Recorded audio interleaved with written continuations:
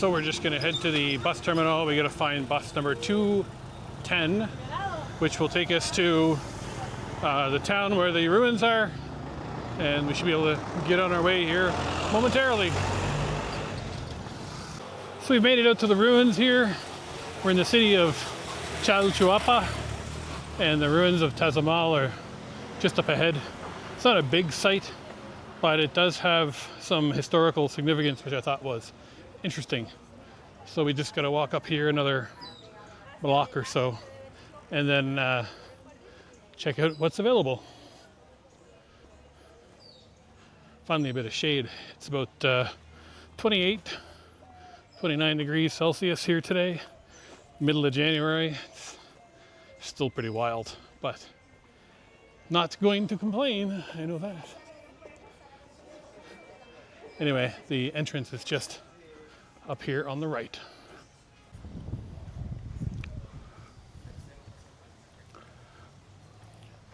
Welcome to the Tazumal archaeological site here just outside Santa Ana in El Salvador. And I'm really excited to be here because this is sort of a satellite city of sorts for Caminalhuyo, which we saw when we were in Guatemala City. This was directly connected back to that. There's also evidence here through artifacts and things that was actually connected back to some of the much larger sites in Mexico, such as Teotihuacan and others like it. So there was certainly a lot of trade back and forth.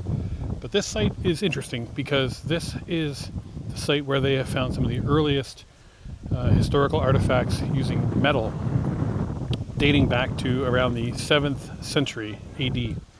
And most other places, we're still using flint, obsidian, those types of things.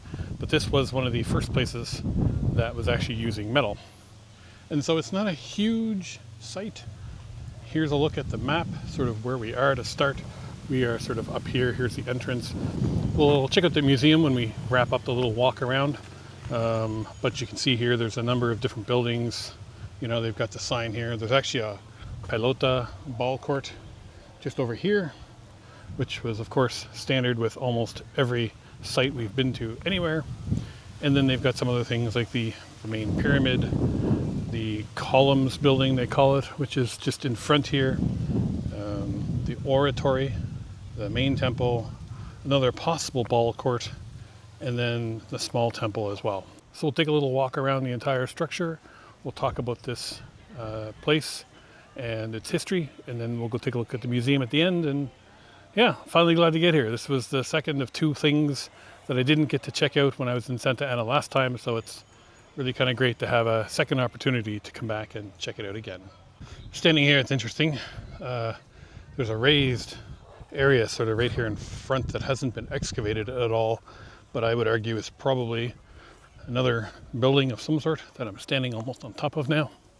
So some of the ruins here actually remind me of the way that they were restored in Saculeyo up in Guatemala, there near Huehuetenango. It's interesting because, some of the early restorations that were done in a way that was sort of done to mimic how it may have looked originally. But the archaeological thought process since then has changed quite a bit. And so now they sort of disagree with kind of, covering over everything in a flat bit of concrete to kind of mimic it, how it used to look. Still a really impressive building. You've got this, they called it the building with the columns, or the building of columns here, the main steps going up into the temple, and then you've got these other sections up above it with more stairs and things, indicative of, once again, that, as time progressed, they probably built more and more on top of the original structures, so it becomes almost like a nesting egg of sorts. There's even a bit of an original wall here out front that kind of runs along. But I would say definitively that this is definitely another building that I'm probably standing on here right now, or at least parts thereof. There's pieces here, and there's some pieces here. And you probably can't see them. I'll try and get a picture on my phone, but there's a very large lizard standing guard at the very top of the hill. So Chalchuapa, where the ruins here sit, has actually been inhabited since almost prehistoric times and predates the Maya by hundreds and thousands of years. And it's really interesting that this site primarily came along during the Classic period. So you're looking at approximately 8 to 900 AD and survived pretty well through until the post-Classic period, up right until when the Spanish would have arrived in the 1500s. So this site was restored by the American archaeologist Stanley Boggs in the 1950s and 60s. And that also tends to line up exactly with sort of my theory about the restoration that was done being similar to how it was restored in Zaculeu in Guatemala. And, a lot of the original stuff was sort of covered over with this layer of concrete to kind of show what it would have looked like at the time. But it's super interesting to see this. And Stanley Boggs ended up restoring a number of sites throughout the Central American region. And I think he finally passed away in around 1991 or so. So on the map, this is simply identified as a temple, spot number 5 here at the ruins. And we can go upstairs and have a look here. I'm waiting for some people to come down and then up and take a look. Beautiful spot here though, nice trees and stuff around it, and nice cool breeze. So here's an example here of some of that restoration I was talking about. You can see it's got these very clean carved edges where the concrete has gone on top, and then on this side sort of gives you an example of how the ruins actually sit today. Stepped rock and then filled in between. Let's go up and get to the top.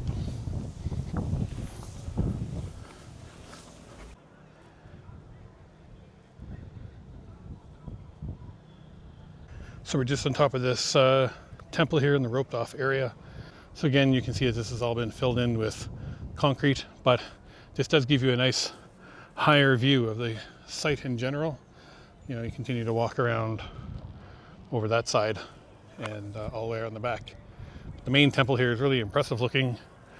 You can imagine being in the town and walking up to this structure and seeing it every day when it was at its glory, and it would have looked awfully impressive, I would think.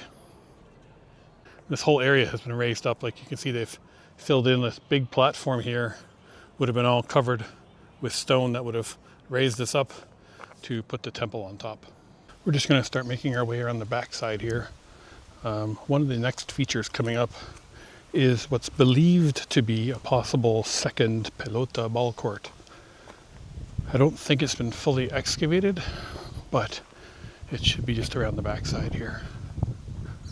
So this is what's believed to be the second possible ball court here at Tazumal.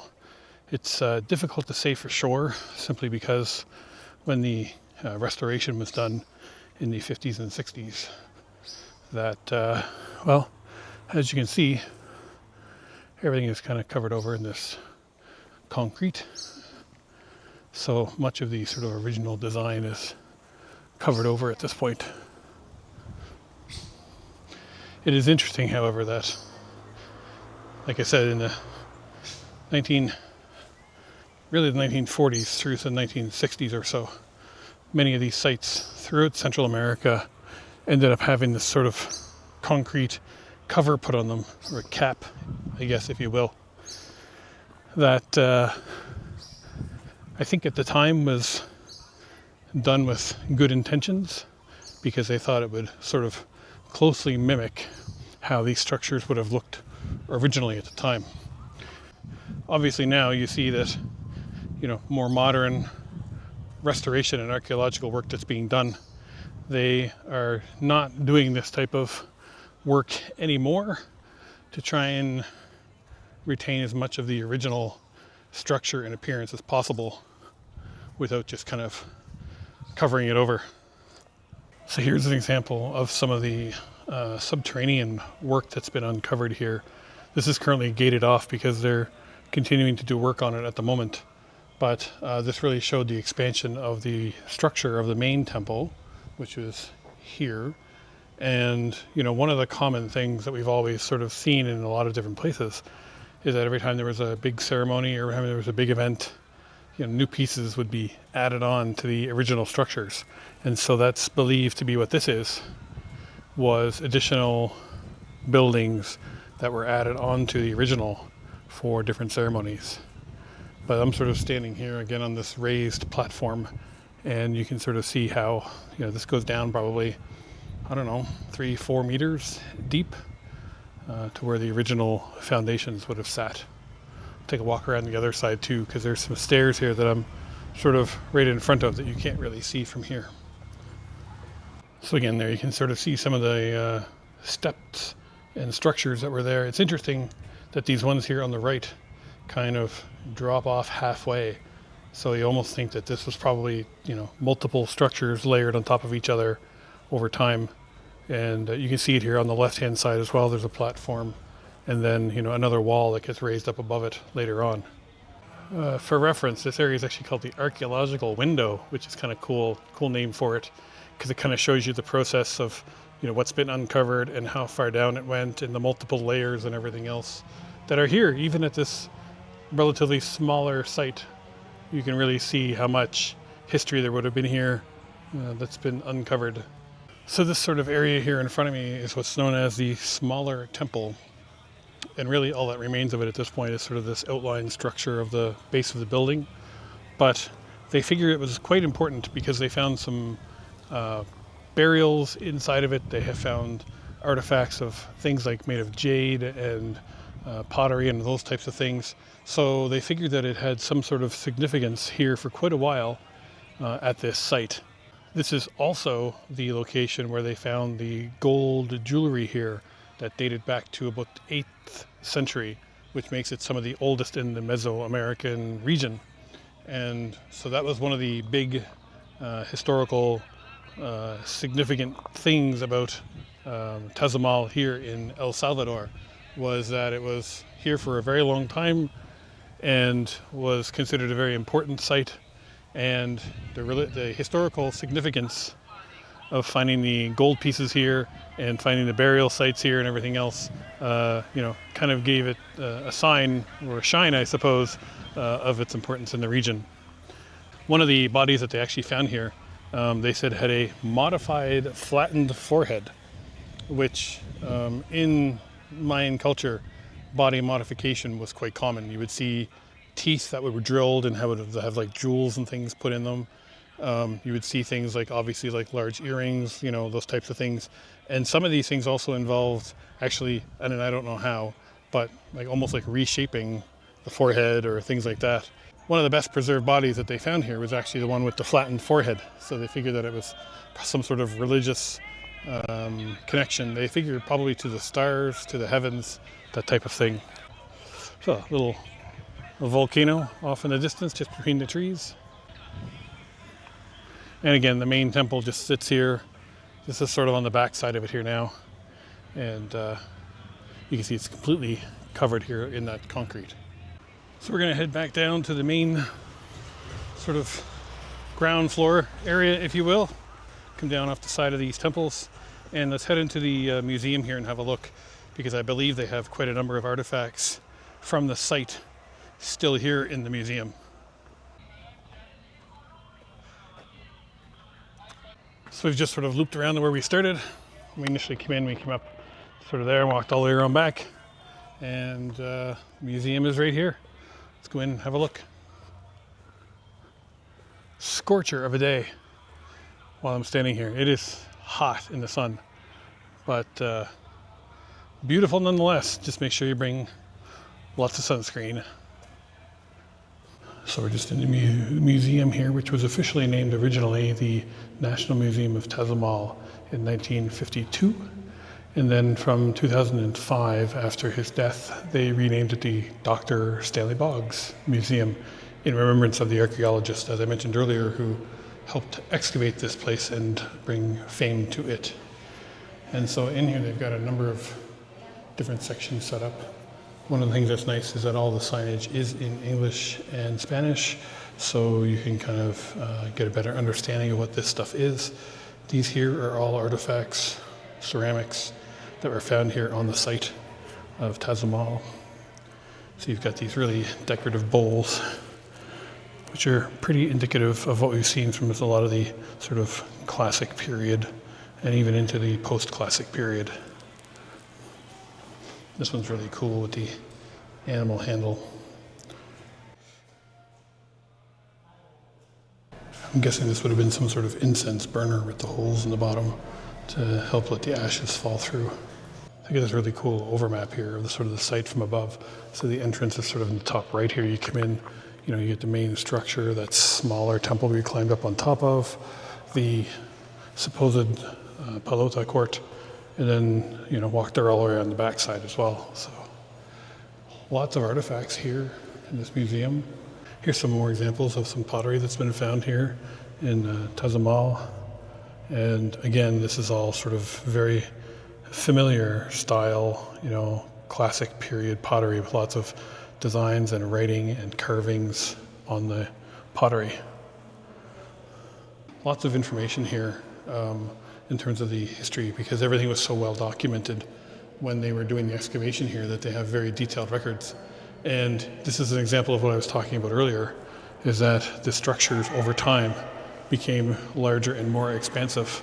So, you'd start with this smaller platform here with, the three smaller temples, and then they'd make the space bigger, they would extend it, they would add more layers to it, so it goes from 2 layers to 3 layers, and then they add this huge temple on top of that again over time, continuing to show. So this smaller temple here is probably this space here, and then they've built this giant temple on top.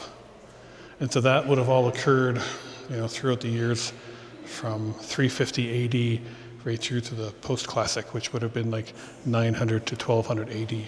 So over a period of 700, 800, 900 years, these buildings would have continued to been modified and built upon. Some examples here, some small pieces of artwork.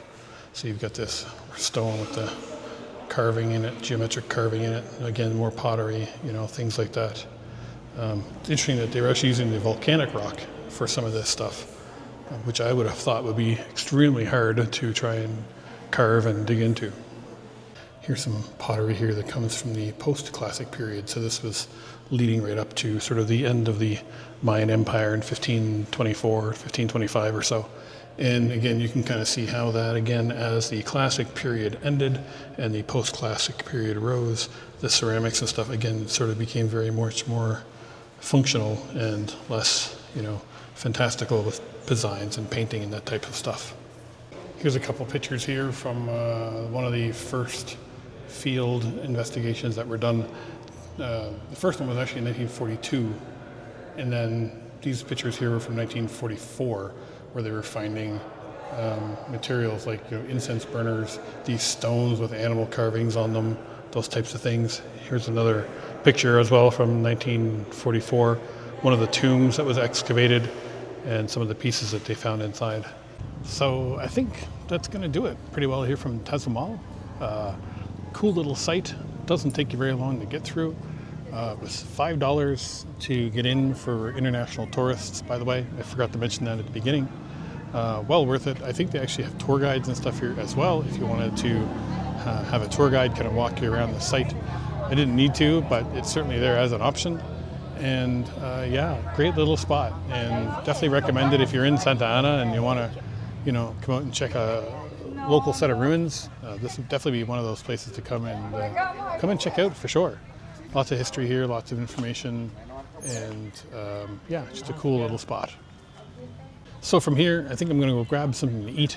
I saw a torta place just down the street, and I do love a good torta. So I'm going to go grab a bite to eat there, head back into Santa Ana.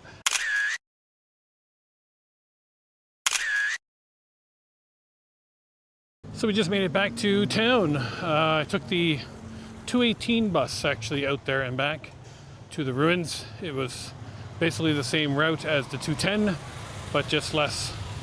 Doesn't go as far off into the country. The 218 actually takes you right into town there where the ruins are, which was super helpful. The bus was 30 cents each way, which is fantastic. So don't feel like when you're here and you want to go see the ruins, you don't need a Uber or a taxi or whatever, just walk down to the market down by the old art school and find the 210 or the 218, and it's 30 cents each way. Can't beat it. Really cool old Art Deco building here, Casa del Nino, as I'm walking by. And one of the things I did want to briefly discuss was earlier when I talked about, why I've been to Santa Ana now 3 times, and people will be like, well, why would you go somewhere 3 times when there's so many other places to see? So the first time, as I mentioned earlier, really was just a very short stay. It was during the Canadian election, and I went to San Salvador to vote. I also only had a few days left on my initial 90-day Central American CA90 visa, or CA4 visa, I think it's called. So I came here for a few days, went to San Salvador to do my voting, and then left the region, went to Mexico for my birthday.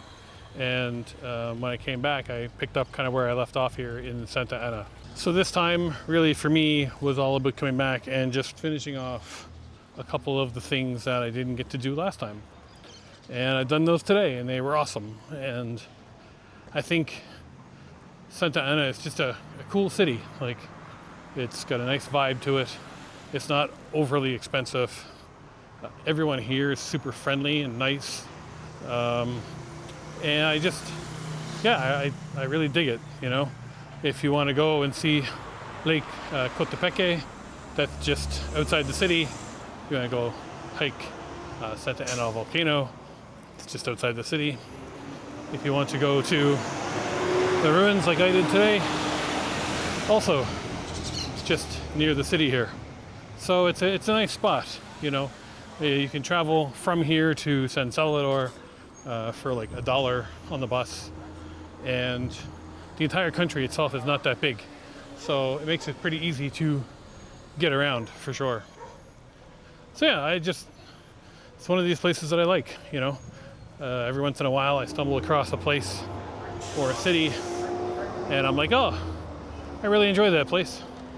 I'm not gonna try and get out of here as quickly as possible. I'm just gonna enjoy my time and see as much of it as I can. And so that's what I've been doing. So yeah, that's the quick and dirty version of why I keep coming back to Santa Ana here in El Salvador. Really enjoy it, and there's lots to see, and there's still more to see that I still haven't seen even to now. But at least I've finally checked off the list that I had started, and that in and of itself is pretty great. It's been a great experience being back here, and I'm really glad that I took the time to enjoy it.